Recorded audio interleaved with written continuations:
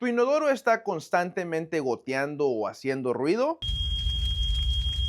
This is fine.